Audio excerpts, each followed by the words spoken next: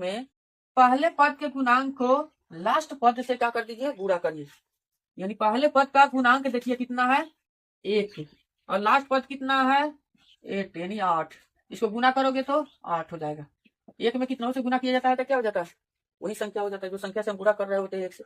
चलिए पहले बार करना है। दूसरा का स्टेप में आपको क्या कर लेना है कि इसको गुणनखंड करना है, गुणनखंड करना है। देखिए गुणनखंड करते हैं हम लोग क्यों, देखिए ऐसे मतलब इसमें क्या करना होता है कि यहाँ की चिन्ह के अनुसार, जब यहाँ पे देखिएगा यहाँ की चिन्ह जब प्लस में रहेगा तो जोड़ने से आ जाना चाहिए पिछला पद।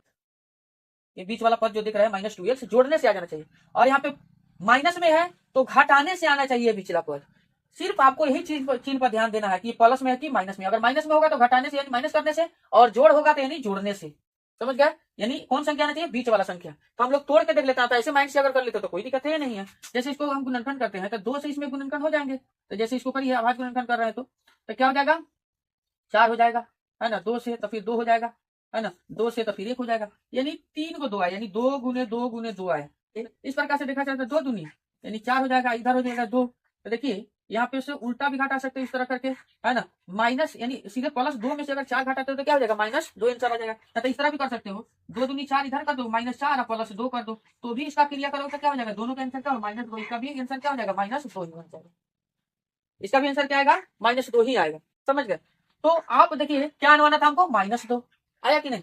तो आराम से उसी तरह कर लीजिए, x का स्क्वायर और माइनस कर दीजिए, यहाँ पे क्या हो जाएगा 4x, और प्लस यहाँ पे कर दीजिए 2x और -8, यानी लास्ट वाला है तो आपको लिख ही देना है ना।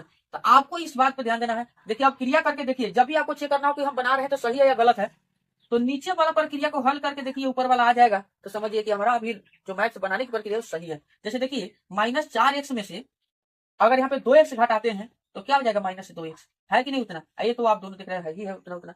चलिए फिर आगे देखते हैं। अब क्या कर देना है इसमें, यानी दोनों को क्या कर देना है, 2-2 को करके क्लियर कर देना है, यानी बराबर हिस्सा में बांट लेना है। अब बांटने के बाद में क्या कर देना है, इसको आराम से देखना है दोनों में, पहले इस 2 में तब बाद में इस 2 में देखेंगे। तो इसमें देख रहे हैं कि x है, इसमें भी x है, इसमें 4 है बट इसमें 4 नहीं है। तो जो चीज दोनों में रहता है ना तो क्या करते हैं, वो निकाल लेते हैं। तो ये वो हम बाहर कर लिए, निकाल लिए। तो यहाँ पे रह गया क्या, 2 x में से क्या x रह जाएगा, ये x, और क्या हो जाएगा यहाँ पे क्या बच गया, x तो चल गया था, क्या रह गया 4। कोई दिक्कत।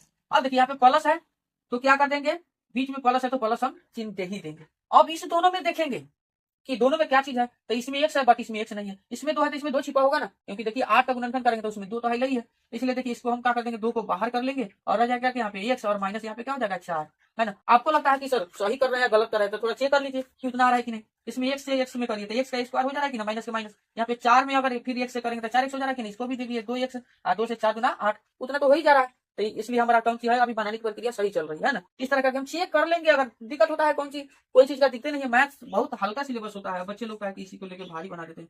चलिए अब इसमें क्या करना होता है, दोनों जो मिल जाता है ना तो दोनों में से एक ठो अपना नोट कर लेते हैं। तो एक साथ माइनस क्या है 4, तो इसको नोट कर लीजिए, मन करे तो इसको भी नोट कर सकते हैं, कोई दिक्कत नहीं। अब इसको क्या कर दीजिए, लिख लीजिए x और प्लस क्या हो जाएगा 2। तो देखिए 2 ठो यानी द्विघात समीकरण का मतलब क्या होता है, द्विघात समीकरण में 2 ठो शून्यक होता है, त्रिघात में 3 ठो शून्यक निकलेगा, यानी घात के अनुसार क्या होता है, शून्यक निकलता है। इस शून्यक को अगर निकालना हो तो इस तरह करके लिख सकते हैं, माना, है ना, माना क्या x - 4, है ना, और बराबर क्या हो जाएगा यहाँ पे 0, यानी x बराबर इधर माइनस में है तो उधर क्या हो जाएगा प्लस में, यानी 4 आंसर होगा, है ना।